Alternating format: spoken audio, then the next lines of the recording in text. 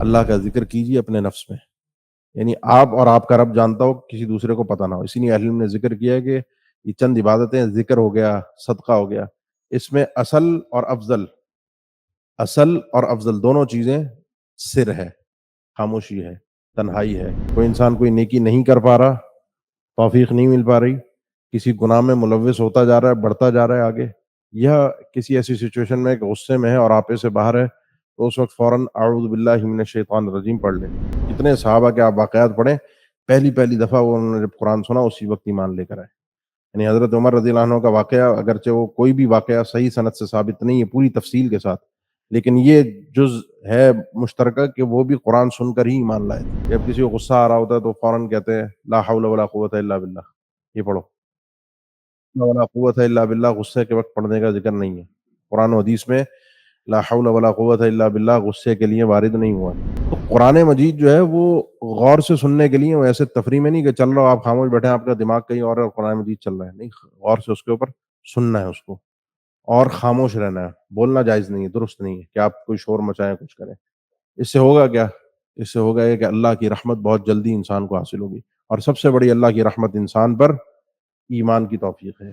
وَلَقَدْ يَسَّرْنَا الْقُرْآنَ لِلذِّكْرِ فَهَلْ مِن مُّدَّكِرٍ ينزغنك من الشيطان نزغ فاستعذ بالله إنه سمیع علیم۔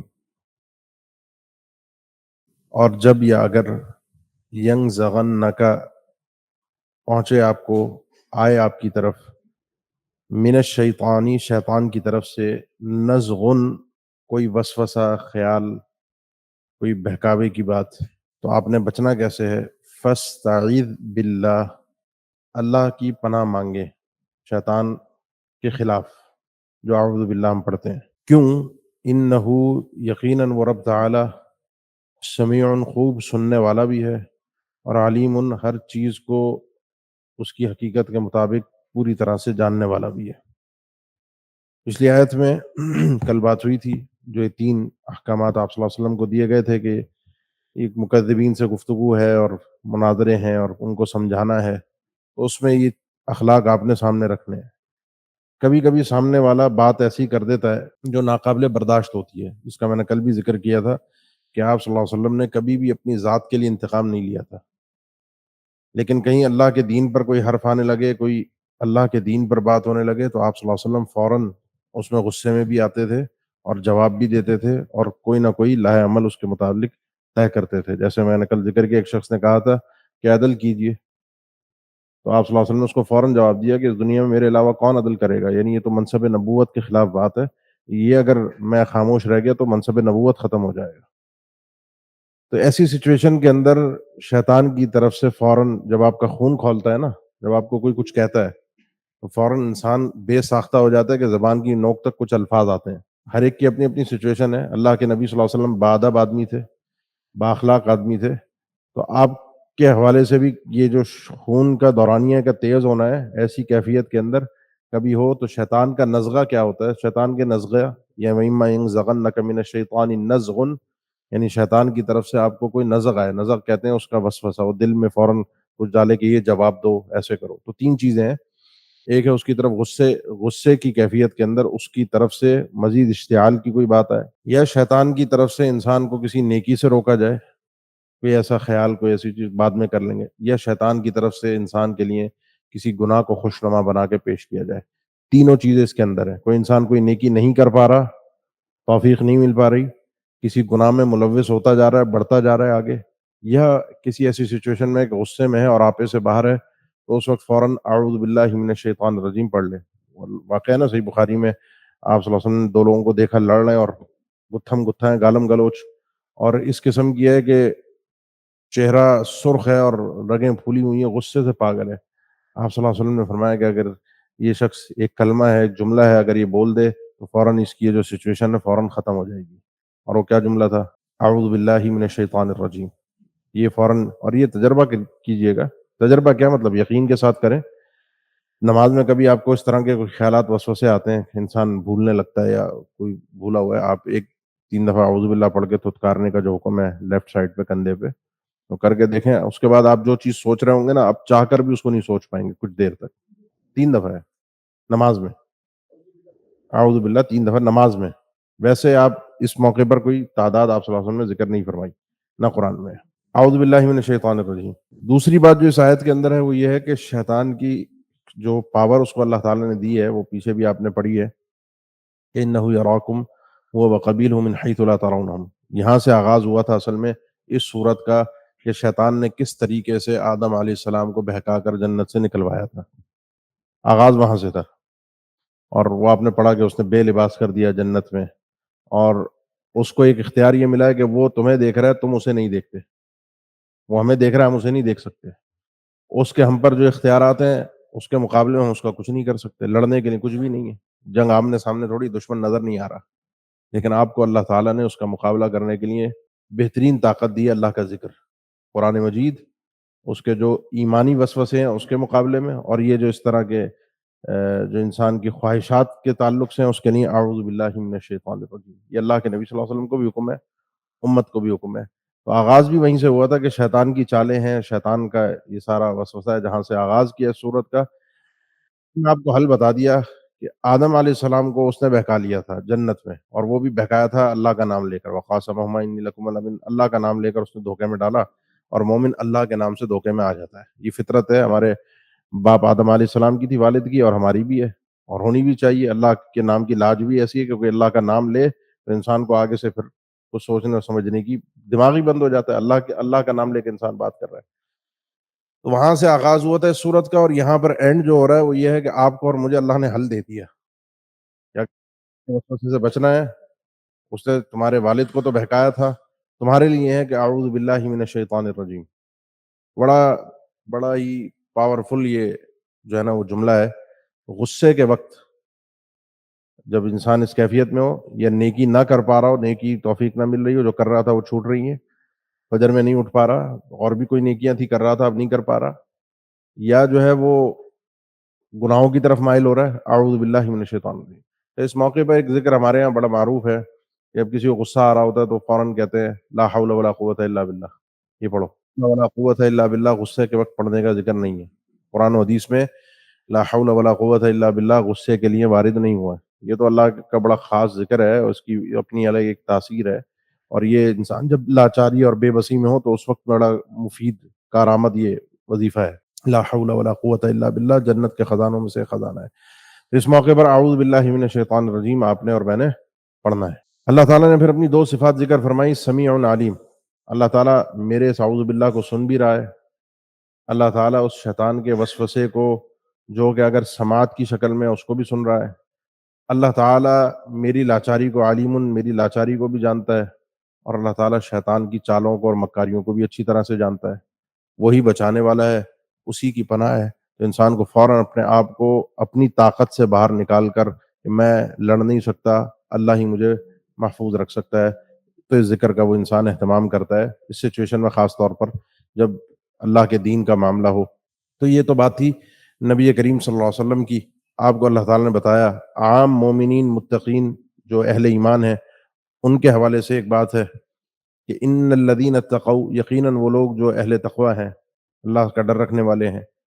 اذا مسہم طائف من الشیطان، اذا جب مسہم چھوتا ہے ان کو، پہنچتا ہے ان تک، طائف خیال، وسوسہ، من الشیطان شیطان کی طرف سے، کوئی شیطانی مکر و فریب اور چال اس کو آ کر اس کو اپنے شکنجے میں جکڑ لیتی ہے. اللہ کے نبی کو بتایا نا جب آئے تو آپ تو بچ جائیں گے اعوذ باللہ، لیکن مومن ہوتا ہے، میں نے ذکر کیا نا، جب انسان کو غصہ آتا ہے، تیش ہوتی ہے، سامنے والے نے کچھ کہا تو وہ فوراً آپے سے باہر ہونا شروع ہو جاتا ہے، بعض اوقات بے ساختہ منہ سے. تو ان الذین اتقوا اذا مسهم طائف من الشیطان تذکروا، وہ مومنین فوراً اللہ کی یاد کی طرف ہیں، ان کو یاد آ جاتا ہے، سنبھلتے ہیں، گناہ کا ارادہ کرتے ہیں، گناہ کے متعلق سوچتے ہیں. مجاہد رحمہ اللہ کا قول ہے لفظ کے متعلق کہ جیسے گناہ کا خیال آتا ہے تو تذکروا، یہ اللہ کی طرف سے اس وقت بصیرت ہوتی ہے کہ انسان کو فوراً یاد آ جاتا ہے کہ بھائی یہ گناہ ہے، رک جاؤ. فَإِذَا هُمْ مُبْصِرُونَ، پھر اچانک وہ صاحب بصیرت دیکھنے والے ہو جاتے ہیں. ان کو سمجھ میں آ رہا ہوتا ہے کہ ایک گناہ میں نے نہیں کرنا، یہ تو گناہ تھا، میں غلطی کر رہا ہوں. سامنے والے نے کچھ بھی کیا ہو مجھے کتنی بھی تیش دلائی ہو، میرا پلٹ کر اس کو جواب دینا مجھے بھی کسی نہ کسی درجے میں ظالم بنا دے گا۔ ہاں اگر اللہ کے دین کا معاملہ ہے تو اس وقت جتنے جس موقع پر جواب دینا ہو وہ جواب دینا بنتا ہے۔ آپ صلی اللہ علیہ وسلم نے احد کے موقع پر جب یہ افواہ پھیل گئی، آپ صلی اللہ علیہ وسلم اس دنیا سے رخصت ہو گئے، آپ نے پہلے بھی پڑھا سورہ آل عمران میں، تو ابو سفیان جو اس وقت تک مسلمان نہیں تھے، کافروں کے ساتھ تھے، مشرکین کے لیڈر تھے، انہوں نے آواز لگا کر پوچھا اللہ کے نبی صلی اللہ علیہ وسلم محمد زندہ ہے تمہارے اندر؟ آپ صلی اللہ علیہ وسلم نے منع فرمایا کوئی جواب نہ دے۔ ابو بکر موجود ہیں، آپ صلی اللہ علیہ وسلم نے فرمایا کوئی جواب نہ دے۔ عمر موجود ہیں، ذات کی بات تھی نا، چھوڑ دو۔ لیکن جب اس نے یہ نعرہ لگایا کہ آج ہمارا جو حبل بت جو ہے وہ دیکھو تمہارے اللہ کے مقابلے میں جیت گیا، جس ایک اللہ کو تم پکارتے تھے، اور ہمارے لیے تو یہ لات اور عزا ہمارے مولا ہے، تمہارا کوئی بھی مولا کوئی ساتھ دینے والا نہیں ہے۔ اللہ کے نبی نے اس وقت فرمایا کہ اب بولو، اب جواب دو، اور وہ یہ ہے کہ اللہ مولانا ولا مولا لکم اللہ اعلی وجل۔ تو اللہ کے دین کے متعلق بولنا، غیرت میں آنا یہ ضروری ہے، باقی اپنی ذات پر ہو تو اس کو سہنا ضروری ہے، اس میں جاہل کا جواب جہالت کے ساتھ نہیں دیا جاتا۔ وَإِخْوَانُهُمْ يَمُدُّونَهُمْ فِي الْغَيِّ، اور ان کے بھائی، ان شیاطین کے بھائی، چاہے وہ انسانوں میں سے ہوں جنوں میں سے ہوں، دونوں، یمدونہم فی الغی، یمدونہم یہ بھی آپ پڑھتے ہیں نا مد، جو مد یمدو، یہ جو قرآن میں مد کھینچنے کو بولتے ہیں نا، مد فاصل اور مد لازم، مد عارض، یہ اسی سے ہے، کھینچنا۔ جو اس کے بھائی ہیں شیطان کے، وہ ان کو اپنی طرف کھینچتے ہیں، اپنے ساتھ کھینچتے ہیں، اپنے ساتھ گھسیٹتے ہیں، اپنے ساتھ لے آتے ہیں، فی الغی مزید گمراہی میں۔ ثم لا یقصرون، پھر وہ کوئی کمی نہیں کرتے، کوئی ان کو چھوڑتے نہیں ہے کہ کوئی لحاظ کر لیں۔ اندھا دھند وہ ایک دفعہ اس کے ہاتھ میں آ گیا، پھسلنا شروع ہوا، پھر وہ گمراہیوں کے اندر آگے انسان جاتا ہی جائے گا۔ تو اس لیے جب قدم پھسلنے لگے تو اللہ کی توفیق ہوتی ہے تذکرو، جو پچھلی آیت میں ہے، اور اللہ کی توفیق ہوتی ہے اعوذ باللہ من الشیطان الرجیم۔ میں نے شاید پہلے بھی آپ کے سامنے ذکر کیا، گناہوں کے آغاز میں ہی اگر انسان کو اللہ کی طرف سے کوئی پکڑ آ جائے، کوئی تنبیہ آ جائے اور وہ بچ جائے، یہ بہت بڑی نعمت ہے بنسبت اس آدمی کے جو اپنے گناہوں میں غرق ہوتا رہا اور گناہ اس کے لیے عادت بن گئے، گناہ اس کے لیے نارمل ہو گئے۔ تو یہ شیطان سے بچنے کا ایک طریقہ تھا، ایک حربہ تھا جہاں سے یہ سورت کا آغاز ہوا تھا۔ اور شیطان جو آپس کے بندوں کے، انسان کے معاملات کو، چاہے اسلام اور کفر کے نام پر ہوں یا ذاتی معاملات کی بنیاد پر ہوں، الجھاتا ہے، اس کا مقصد سب کو برباد کرنا ہے۔ اس کا مقصد یہ نہیں کہ کافر جیت جائے اور مسلمان ہار جائے، اس کا مطلب یہ ہے کہ سب برباد ہو جائے۔ وَإِذَا لَمْ تَأْتِهِمْ بِآيَةٍ قَالُوا لَوْلَا اجْتَبَيْتَهَا، ان کی مشرکین مکہ کی جاہلیت کی ایک بات ذکر ہو رہی ہے، اوپر تھا نا وَأَعْرِضْ عَنِ الْجَاهِلِينَ، تو ان کی جاہلیت کی ایک بات ہے، اور وہ یہ ہے کہ وَإِذَا لَمْ تَأْتِهِمْ بِآيَةٍ، اور جب آپ نہیں لاتے ان کے پاس کوئی نشانی، تأتیہم آپ نہیں لے کر آتے، بِآيَةٍ ان کے پاس کوئی نشانی، قالوا تو وہ کہتے ہیں لولا اجتبیتہا، کیوں نہیں آپ اس نشانی کو اپنے پاس سے لے کر آئے۔ اجتبا یجتبی کسی چیز کو خود سے لانا، خود سے کرنا، خود سے پیدا کرنا، خود سے بنانا۔ ان کے مطالبات ہوتے ہیں نا، 19ویں پارے میں آگے ہم چل کے پڑھیں گے، 15ویں پارے میں پڑھیں گے انشاءاللہ۔ وقال الذین لا یرجون لقاءنا لولا انزل علی الملائکۃ نرى ربنا، فرشتے کیوں نہیں آ رہے، اللہ کیوں نہیں ہمیں نظر آ رہا۔ آپ اللہ کے پیغمبر ہیں تو آپ کے کہاں ہیں وہ باغات، جنتیں، آپ کی وہ محلات، آپ کا پروٹوکول؟ بادشاہ تو بادشاہ ہوتا ہے، آپ تو اللہ کے آخری رسول ہیں، تو آپ کے لیے ساری نشانیاں کہاں ہیں؟ اور اللہ کے نبی کہ جب آپ کوئی نشانی ان کے پاس نہیں لاتے ہو، کہتے ہیں خود لے آؤ، تم تو اتنے بڑے آدمی ہو، اتنے بڑے رسول ہو، خود کیوں نہیں کر سکتے؟ میں نے پہلے بھی ذکر کیا ہے کہ معجزات ہوں، کرامتیں ہوں، یہ انسانوں کے ہاتھ میں نہیں ہوتی، عطا الہی ہوتی ہے، اس کا استعمال بھی اللہ کے حکم سے ہوتا ہے۔ ہر انسان یعنی انبیاء اور رسول بھی معجزات کو اپنی مرضی سے استعمال، تو قل اے اللہ کے رسول جواب دیجیے ان کو، انما اتبع ما یوحى الی من ربی، میں ہوں تو آخری رسول لیکن میں صرف اور صرف اتباع کرتا ہوں، پیچھے چلتا ہوں ان باتوں کے، یوحى جو وحی کی گئی ہیں، الیہ میری طرف، من ربی میرے پروردگار کی طرف سے۔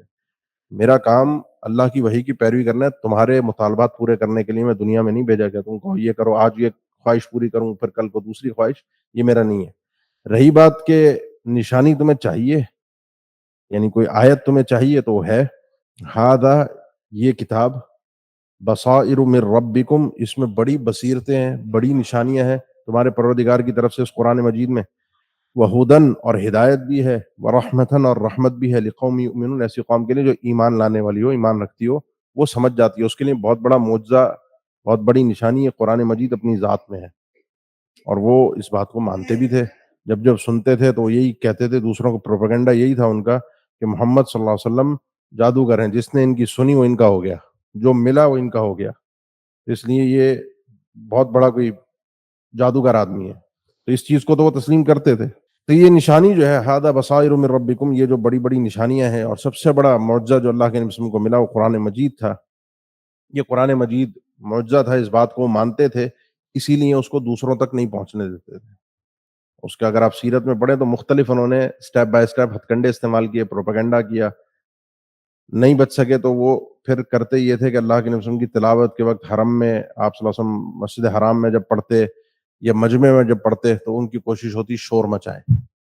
وقال الذين كفروا لا تسمعوا لهذا القرآن والغوا فيه لعلكم تغلبون، 24 پارے میں کافروں نے کہا کہ قرآن جب یہ پڑھا جا رہا ہو تو اس وقت شور مچایا کرو، اولگا پاڑا کیا کرو، اونچی آوازیں کیا کرو، تاکہ نہ خود سن سکو نہ کوئی اور سن سکے، کانوں میں نہ پڑے بس یہ آواز، کانوں میں پڑ گئی تو گیا انسان۔ اور کتنے صحابہ کے آپ واقعات پڑھیں، پہلی دفعہ وہ انہوں نے جب قرآن سنا اسی وقت ایمان لے کر آئے۔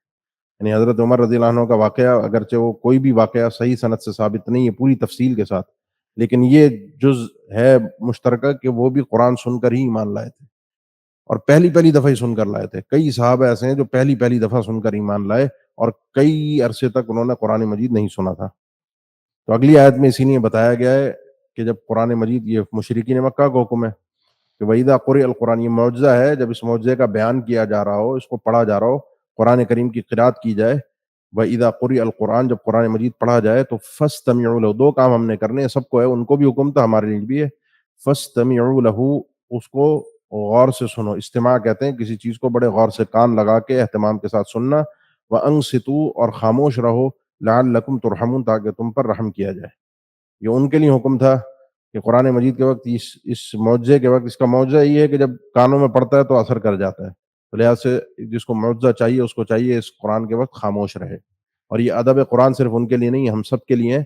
دو کام ہیں، ایک یہ ہے کہ غور سے اس کو سننا ہے، یہ قرآن کوئی مزے اور تفریح کی چیز نہیں ہے کہ آپ جو ہے وہ کوئی ٹائم پاس کے لیے قرآن مجید کوئی کام کاج کر رہے ہیں، جیسے مزاج ہوتا ہے لوگوں کا کہ کوئی میوزک وغیرہ گانے وغیرہ لگا دیے اور وہ چل رہے اور اپنے کام میں مست ہے، وہ ذرا ریلیکس فیل کرتا ہے۔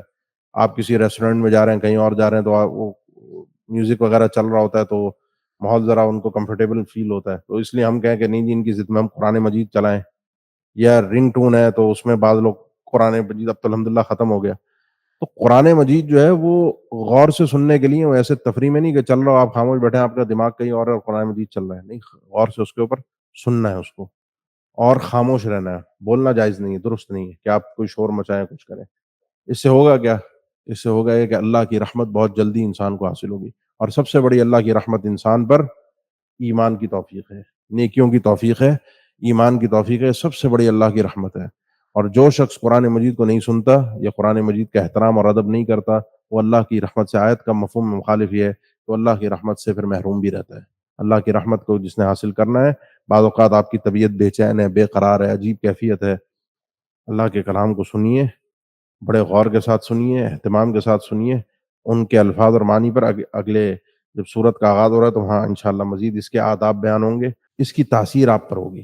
باقی یہ مسئلہ اپنی الگ ہے، اس کو میں بھی ذکر نہیں کر رہا کہ قرآن مجید پڑھا جائے تو سب نہیں، تقریباً سارے مفسرین ذکر کرتے ہیں سورہ فاتحہ پڑھنی یا نہیں پڑھنی، کیونکہ امام پڑھ رہا ہے، امام کی قرات اونچی آواز میں ہو رہی ہے تو آپ کی آواز اس کی تو قرآن کے مقابلہ نہیں ہے، قرآن کے ساتھ کوئی قرآن پڑھ رہا ہے تو اس کی کوئی ممانعت نہیں ہے۔ یعنی ایک آدمی قرآن پڑھ رہا ہے اور دوسرا بھی پڑھ رہا ہے تو ان کے لیے حکم یہ نہیں ہے دوسرا اپنی قرات کو چھوڑ کے اس کو سنے۔ ہاں، امام کی قرات کو سننے کے لیے اللہ کے رسول کے واضح الفاظ ہیں کہ امام کے پیچھے قرات نہ کرو، اور صحیح مسلم میں، دیگر کتب میں، ما بعد الفاتحہ، سوائے سورہ فاتحہ کے، سورہ فاتحہ ہر ایک کے لیے ضروری ہے، تو سورہ فاتحہ جو ہے وہ مقتدی بھی پڑھے گا، اور مقتدی اس کے علاوہ کوئی قرات جب امام جہری اونچی آواز میں پڑھو، مغرب، عشاء اور فجر، ظہر اثر میں آہستہ آواز میں ہوتی ہے، تو اس میں اس نے امام کی قرات کو مغرب، عشاء اور فجر میں سننا ہے، آگے تلاوت نہیں کرنی، صرف سورہ فاتحہ پڑھنی ہے۔ وَاذْكُرْ رَبَّكَ فِي نَفْسِكَ تَضَرُّعًا، یہ آیت اللہ کے نبی پر جو ہے نا، پچھلی وَإِذَا قُرِئَ الْقُرْآنُ، یہ آیت اللہ کے نبی پر مکہ میں نازل ہوئی تھی، اور نماز مکہ کے آخری ادوار میں بالکل فرض ہوئی، یہ معراج پہ جب گئے تھے تو اس موقع پر جب یہ نماز فرض ہوئی، اللہ کے نبی صلی اللہ علیہ وسلم نے جو باتیں کی، یہ جو فاتحہ کے متعلق یا دیگر، یہ ساری اس کے بعد کی ہیں، تو اس آیت کو اللہ کے نبی صلی اللہ علیہ وسلم ہم سب سے زیادہ سمجھنے والے اور اس پر عمل کرنے والے ہیں، تو آپ صلی اللہ علیہ وسلم کی جو تفسیر اور تعبیر ہے وہی قابل قبول اور مقبول ہے۔ وَاذْكُرْ رَبَّكَ فِي نَفْسِكَ تَضَرُّعًا، اور ذکر کیجیے اپنے رب کا فی نفسی کا، اپنے نفس میں، اپنے آپ میں.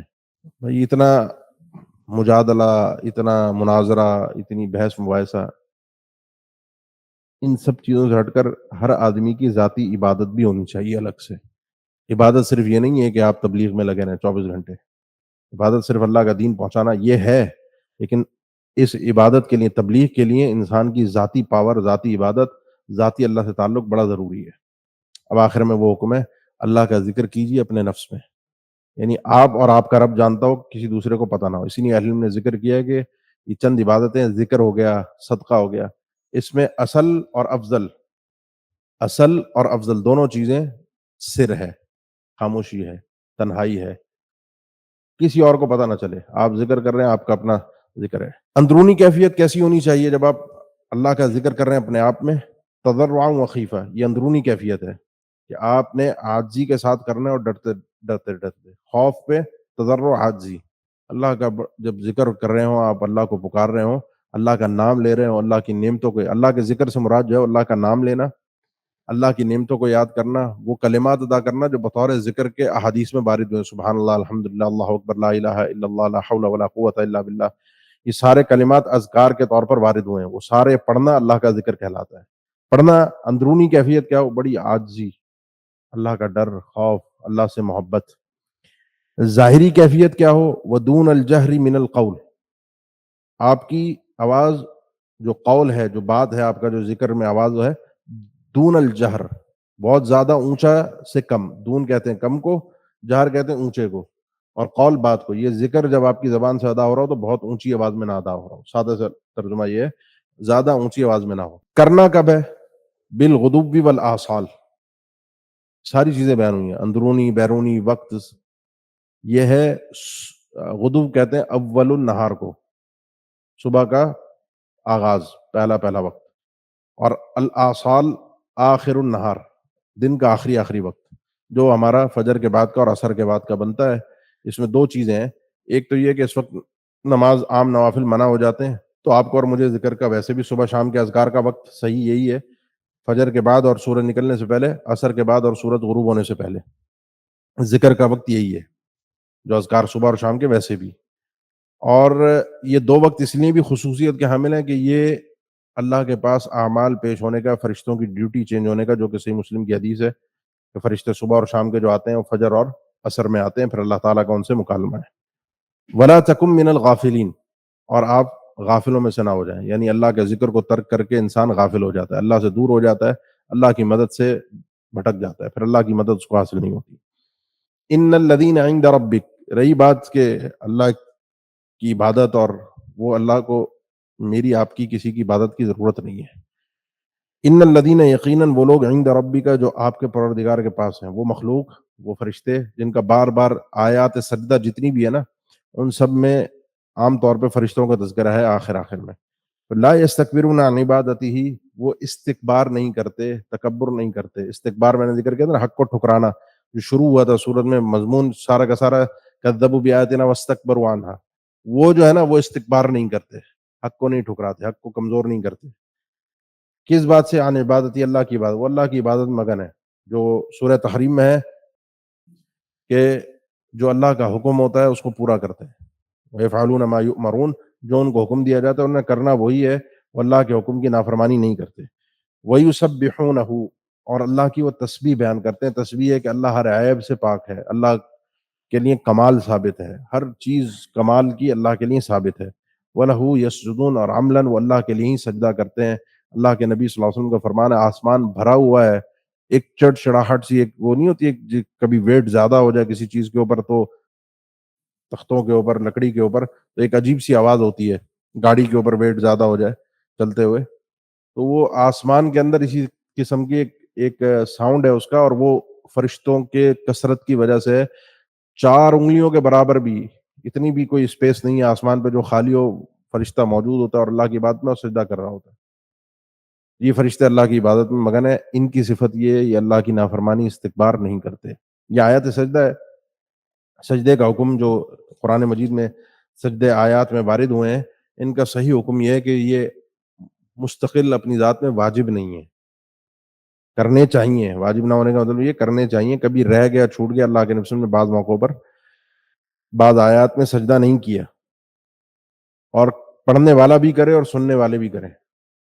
جب سورہ نجم پڑھی گئی مشرکین کے مجمع میں تو آپ صلی اللہ علیہ وسلم نے بھی سجدہ کیا، مشرک بھی اس صورت کے ایسے وجدان میں آ گئے کہ وہ سب کے سب سوائے امیہ بن خلف کے جس نے مٹی اٹھا کر ماتھے پہ لگائی، اس کی اکڑ اس کو جھکنے نہیں دیا اس کی اکڑ نے، لیکن پھر بھی وہ مٹی کو ماتھے پر لگائے بغیر رہا نہیں. اس صورت کو سن کر، اس کلام کو سن کر اس کی تاثیر ایسی ہوئی ان کے اوپر. تو سجدے جو ہیں وہ کرنے چاہیے، اور اسی وقت کریں جس وقت ہو، انسان سن رہا ہو تو وہ بھی کرے، پڑھنے والا بھی کرے. رہ گیا موقع نہیں ہے تو کوئی اس میں حرج کی بات نہیں ہے، کوئی انسان گناہ گار نہیں ہوتا. اس کے بعد ہے سورۃ الانفال. سیدنا عبداللہ ابن عباس فرماتے ہیں یہ سورت نازلی پورا کا پورا قضیہ کیس سارا اس کے اندر وہ بدر، جنگ بدر اور جنگ بدر کے ما قبل اور ما بعد کے احوال قریب قریب کے وہ اس کے اندر ہیں سورہ انفال میں. اور انفال جو ہے وہ نفل ہم بھی نفل بولتے ہیں نا، جو نفلی نمازیں ہوتی ہیں، نفلی روزے، نفلی زکوٰۃ، نفلی صدقات، یہ نفل اسی سے ہے. اسی لیے اس کو اضافی ایکسٹرا زیادہ اس کے لیے لفظ استعمال ہوتا ہے، کیونکہ وہ نماز آپ پر، وہ عبادت آپ پر فرض نہیں ہوتی. تو یہ انفال جو ہے یہ نام رکھا گیا مال غنیمت کا، جو کافروں سے لڑنے کے بعد حاصل ہو. اس کی پہلی آیت یہی ہے، بسم اللہ الرحمن الرحیم، یسألونک عن الانفال. یہ لوگ آپ سے انفال کے متعلق سوال کرتے ہیں. صحابہ کی خوبی خصوصیت یہ ہے کہ اپنے مسئلوں میں اختلاف میں اللہ کے نبی صلی اللہ علیہ وسلم سوال کرتے ہیں. سنن ابی داؤد کی اور دیگر کتب احادیث میں حدیث موجود ہے. عبداللہ ابن عباس فرماتے ہیں کہ جب یہ بدر کی پہلی جنگ تھی نا، پہلا ایک مارکا تھا، اس کی تفصیل آگے آ رہی ہے. یہ دونوں صورتیں، سورہ انفال بھی سورہ توبہ بھی، یہ دونوں جہاد سے متعلق صورتیں ہیں. جہاد کے احکامات، ما قبل ما بعد، پوری تعلیم، طریقہ. یعنی جہاد کو ایسا نہیں کہ جو ہم کہتے ہیں محبت اور جنگ میں سب کچھ جائز ہے تو اپنی مرضی سے جو دل میں آئے انسان کرتا پھرے. پورا طریقہ پہلے بھی اور بعد میں بھی پورا طریقہ کار سے پورا اللہ نے سمجھایا ہے. آپ صلی اللہ علیہ وسلم نے آغاز میں فرمایا کہ سیدنا عبداللہ بن عباس من فعل کذا وکذا فلہ من النفل کذا وکذا، جو یہ کام کرے گا جنگ میں اس طرح سے لڑے گا اس کو یہ چیز اضافی مل جائے گی مال غنیمت کے طور پہ. اور دوسری حدیث میں ہے کہ سعد بن وقاص کہتے ہیں میں ایک تلوار اٹھا کے لے آیا جنگ میں نے کہا اللہ کے رسول مجھے دے دی. آپ نے فرمایا جہاں سے اٹھائی ہے وہیں واپس رکھ کے آؤ. اب مسئلہ یہ بنا کہ جب یہ عبداللہ بن عباس فرماتے ہیں رضی اللہ تعالیٰ عنہ، جب اللہ کے رسول نے اعلان فرمایا نا کہ جو اس طرح کرے گا اس کو یہ مل جائے گا، یہ نام ہے اس کا، یہ اس کو حاصل ہو جائے گا، تو لڑے لوگ. نوجوان آگے آگے، بزرگ اور جو بڑی عمر کے تھے وہ پیچھے ذرا جھنڈا پکڑ کے اور پیچھے سے کور کر کے کھڑے ہو گئے. جنگ نپٹی تو انہوں نے کہا لڑے تو ہم ہیں، ہمارا ہے. پیچھے والوں نے کہا اگر ہم سپورٹ نہ کرتے تمہارا کیسے ہوتا، تم بھی نہ بچتے ہم بھی نہ ہوتے، تو سب کو ملنا چاہیے. تو ایک اختلاف کی فضا پیدا ہوئی، کیونکہ ابھی تک کوئی حکم شرعی نازل ہی نہیں ہوا تھا کہ اس میں کرنا کیا ہے. تو یسألونک عن الانفال، اب جب یہ اختلاف پیدا ہوا اور تھا بھی مال کا، اور مال کا اختلاف، مال کا فتنہ بڑا خطرناک ہے. اس صورت کا مضمون تو ہے جہاد کے سارے متعلقات غزوہ بدر خاص طور پہ، لیکن اس صورت میں خصوصی آپ 10ویں پارے میں آگے چل کر پڑھیں گے کہ اللہ تعالیٰ نے اپنا خصوصی نام بیان فرمایا کہ جو اللہ تعالیٰ نے لوگوں کے دلوں کو، صحابہ کے دلوں کو آپس میں جوڑ دیا ہے، ان میں الفت اور محبت پیدا فرمائی ہے کہ کوئی بھی چیز ان کی اس محبت کو ختم نہیں کر سکتی. یہ خاص فضل الہی ہے. دنیا کی کوئی طاقت، آپ پیسے سے لوگوں کی زبان خرید سکتے ہیں لیکن دل کسی کا خریدا نہیں جا سکتا. چمچے اپنی زبان سے تعریف تو کر دیتے ہیں مفادات کی خاطر، لیکن دل سے کوئی کسی کا نہیں بن سکتا جب تک اللہ نہ چاہے. یہ اللہ کا خاص فضل تھا. اس موقع پر بھی یہ مال کا فتنہ بہت بڑا فتنہ ہے. جب یہ آ جاتا ہے تو انسان آگے پیچھے سب بھول جاتا ہے. جو میں نے ابھی آپ کو بتایا کہ اس شخص نے آ کر کہا اعدل یا محمد، اے محمد عدل کیجیے، صلی اللہ علیہ وسلم، صحیح بخاری مسلم کی حدیث ہے. پیسے کی خاطر اس نے اللہ کے نبی صلی اللہ علیہ وسلم کے منصب نبوت پر اعتراض کر دیا. اللہ تعالیٰ نے فرمایا قل الانفال للہ والرسول. یہ بھائی پہلا جواب یہ ہے کہ کہہ دیجئے یہ انفال جو ہے، مال غنیمت جو ہے، یہ اللہ اور اس کے رسول کا ہے. کیا مطلب ہے؟ فیصلہ اللہ نے کرنا ہے، اور رسول اللہ صلی اللہ علیہ وسلم جو اس متعلق فیصلہ بتائیں گے تمہیں کہ یہ اس کی تقسیم ایسے ایسے اس انداز میں ہوگی، یہ سب اللہ کے حکم سے ہے. اور اللہ کے نبی صلی اللہ علیہ وسلم کے بعد بھی جو بھی کمانڈر، کوئی لیڈر، کوئی بھی حاکم ہوگا، وہ اس کو اسی حکم کے مطابق تقسیم کرے گا جو کہ اللہ کا حکم ہے، جو اللہ کے نبی صلی اللہ علیہ وسلم بتائیں گے. اور وہ کیا ہے؟ وہ 10ویں پارے کی پہلی آیت ہے جو آگے آئے گی، ہم پڑھیں گے آگے. وَاعْلَمُوا أَنَّمَا غَنِمْتُم مِّن شَيْءٍ فَأَنَّ لِلَّهِ خُمُسَهُ. اسی صورت کے اندر آگے چل کے وہ آیت آئے گی. تو اللہ تعالیٰ نے اس مال غنیمت کی تقسیم کا طریقہ کار پھر بیان کیا، اور اللہ کے نبی صلی اللہ علیہ وسلم نے بتایا. دیکھو مال کا معاملہ ہے تو 3 چیزوں کا خیال رکھنا. فَاتَّقُوا اللَّهَ، اللہ سے ڈرنا، کیونکہ مال کا معاملہ بڑا خطرناک ہے۔ وَأَصْلِحُوا ذَاتَ بَيْنِكُمْ، اور اپنی آپس میں اصلاح کر کے رکھنا، کیونکہ آپس میں مال کی وجہ سے جھگڑنا مت۔ اللہ کا ڈر کہ مال میں کوئی اونچ نیچ، کوئی خیانت، کوئی زیادہ لے لیا، کوئی کم کر دیا، ہرگز نہیں۔ اور اس مال کی وجہ سے یہ نہ ہو کہ رشتہ داریاں، تعلقات، آپس کی محبتیں پیسے کے چکر میں ختم ہو جائیں، جو کہ ایک بہت بڑا فتنہ ہے۔ مال جہاں آ گیا ہمارے اس دور میں، آج کے دور میں پیسہ جہاں آ گیا، وہاں تعلقات، رشتہ داریاں سب ختم ہو جاتی ہیں۔ اکثر تعلقات کی بربادی، رشتہ داریوں کی خرابی، دوستی یاریوں کا، یہ مال کا آپس میں پارٹنرشپ، کاروبار، پیسے کے ادھر ادھر، یہ بڑا خطرناک، کیونکہ ایمانداری، فاتقوا اللہ، پہلی چیز اتقوا اللہ، اللہ کا ڈر ہمارے دلوں میں، سب کے دلوں میں سے ختم ہو گیا۔ سب چاہتے ہیں مجھے مل جائے، دوسرا محروم ہو جائے، سب چاہتے ہیں فائدہ مجھے حاصل ہو، دوسرے کو نقصان ہی نقصان، سب یہی چاہتے ہیں۔ یعنی کوئی ایسا نہیں ہے کہ میں اچھا ہوں اور میں سب کے لیے بھلا کرنے والا، الا ماشاء اللہ، ایسا بھی نہیں ہے کہ سارے کے سارے اللہ کے بندے نیک لوگ بھی ہیں، تو اس میں اتقوا اللہ پہلے ہے۔ اس کی وجہ سے وَأَصْلِحُوا ذَاتَ بَيْنِكُمْ، اور یہ بات یاد رکھنا سارے معاملات میں، وَأَطِيعُوا اللَّهَ وَرَسُولَهُ، اطاعت کرنا اللہ کی اور اس کے رسول کی، ان کنتم مؤمنین، اگر تم مومن ہو۔ یہ تین احکامات ہیں خصوصی طور پر مال غنیمت کے تعلق سے، اور اس کے علاوہ بھی جنرلی بھی، کہ اللہ کا ڈر اور آپس کی اصلاح۔ کوئی بھی معاملہ ایسا ہو جس میں مسلمانوں میں، مومنوں میں، رشتہ داریوں میں دڑاڑ، کوئی خرابی، کوئی تعلقات کا بگاڑ پیدا ہو رہا ہو، کوئی بھی چیز ایسی ہو، شریعت نے اس دروازے کو فوراً بند کیا ہے، اس معاملے کو فوراً ختم کیا ہے۔ اور کوئی بھی ایسی چیز ہو جو رشتہ داری کو، تعلق کو جوڑنے والی ہو، ملانے والی ہو، اور بعض اوقات وہ غلط کیوں نہ ہو، شریعت نے وہ راستہ بھی کھول دیا۔ جھوٹ بول کر کسی کی اصلاح کرنی ہے، صحیح بخاری کی حدیث سے کر لو۔ کذاب ہی نہیں ہے وہ، جھوٹا نہیں ہے جو جھوٹ بولتا ہے لوگوں کے درمیان اصلاح کرنے کے لیے، جھگڑے ختم کرانے کے لیے، اس کا جھوٹ جھوٹ ہے ہی نہیں، اس کے جھوٹ نہیں کیے۔ اور جو لوگوں کو لڑوانے کے لیے سچ بولتا ہے، جس کو نمام کہتے ہیں، ادھر کی ادھر کرنے والا، جس کو ہمارے یہاں آگ لگانے والا بھی کہتے ہیں، سچ سچ بتا رہا ہے، وہ سچ بولنا بھی حرام ہے، کیونکہ اس سچ بولنے کی وجہ سے لوگوں کے تعلقات بگڑ جائیں گے، خراب ہوں گے۔ یہ بڑا اہم خطرناک معاملہ ہے۔ کسی بھی طریقے سے کسی کے دل میں، کوئی کسی دوسرے مسلمان کے لیے، اپنے رشتہ دار کے لیے، دوست کے لیے، کوئی دل میں میل کچیل نہیں آنی چاہیے کسی بھی طریقے سے۔ تین باتیں ہو گئیں۔ انما المؤمنون، اللہ نے تعارف کروایا، مومن تو وہ ہوتے ہیں، دیکھو مال کا معاملہ ہے نا، تو بڑی خاص طریقے سے ان کو سمجھایا۔ المؤمنون الذین، مومن تو صرف وہی ہوتے ہیں، الذین اذا ذکر اللہ، وہ لوگ جب اللہ کا ذکر کر دیا جائے، اللہ کا نام لے دیا جائے ان کے سامنے، تو وجیلت قلوبہم، ان کے دل کانپ جاتے ہیں، اللہ کے ذکر سے ان کے دل ڈر جاتے ہیں۔ دو معنی ہیں ذکر کے، ایک تو وہی جو عام ذکر ہے جو ہمارے یہاں مراد ہے، اور ایک یہ ہے کہ اللہ کا نام لے کر کوئی حکم الہی بتایا جائے تو اس کے آگے ان کے دل ڈر جاتے ہیں کہ یہ تو اللہ کا حکم ہے، اس کے آگے ہم کیسے بول سکتے ہیں۔ مومن کی یہ شان ہے کہ حکم الہی کے آگے فوراً وہ رک جاتا ہے، وہ سوال نہیں کرتا، وجہ نہیں پوچھتا کہ مجھے کیوں محروم کیا گیا، مجھے کیوں نہیں مل رہا۔ مومن اللہ کے حکم کے آگے لاجک نہیں کرتا۔ یہ ایک شاندار بڑا شاندار مسئلہ ہے۔ جب بھی یہ پڑھتا ہوں میں، میرے بھی عجیب کیفیت ہوتی ہے۔ بخاری مسلم کی حدیثیں بہت ساری ہیں۔ اللہ کے نبی صلی اللہ علیہ وسلم نے جب یہ مال غنیمت تقسیم کیا تھا، حنین کا غزوہ حنین، حوازن، غطفان اور ثقیف، یہ سارے قبائل جب فارغ ہوئے تھے فتح مکہ کے بعد، تو ان کا مال غنیمت ٹھیک ٹھاک آیا تھا۔ یعنی روایت سیر کے اندر 24,000 اونٹ، 24,000 اونٹ اور 40,000 بکریاں اور 6,000 کے قریب غلام، المہم مطلب کوئی مستند 100% تو نہیں ہے، لیکن بہت زیادہ مال غنیمت تھا۔ آپ صلی اللہ علیہ وسلم نے جو قریش کے نئے نئے، ابھی تھوڑے ٹائم پہلے مسلمان ہوئے فتح مکہ پر، ان کے جو سردار تھے، بڑے بڑے تھے، لیڈرز تھے، 100 اونٹ ان کو دیے مال غنیمت میں سے، کیونکہ اس میں جو آپ صلی اللہ علیہ وسلم کا اپنا حصہ تھا، خمس، اس میں آپ صلی اللہ علیہ وسلم کو اپنا اختیار تھا۔ آپ کا ہے، آپ کی مرضی، آپ کسی کو دیں، آپ کی مرضی خود رکھیں، آپ کی مرضی نہ دیں۔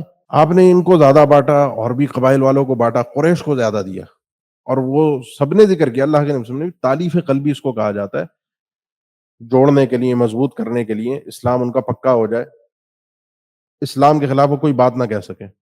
اس موقع پر انصار صحابہ نے، اور صحیح مسلم میں اس کی روایت بکثرت ہے، سیدنا انس فرماتے ہیں میں بھی اس محفل میں تھا، تب بات کہی کہ جب اللہ کے نبی صلی اللہ علیہ وسلم آئے تھے ہمارے پاس تو ہم نے آپ کو پناہ دی، آپ کا ہم نے ساتھ دیا، آپ کو جب کوئی رکھنے والا نہیں تھا ہم نے آپ کا خیال کیا، آپ کے فرنٹ پہ آ کر ہم نے لڑا، ڈیفینس ہم نے کیا، سب کچھ ہم نے کیا، آج بھی ہم ساتھ آئے آپ کے مدینہ سے، لیکن جب دینے کی باری آئی تو آپ نے قریش کو دے دیا۔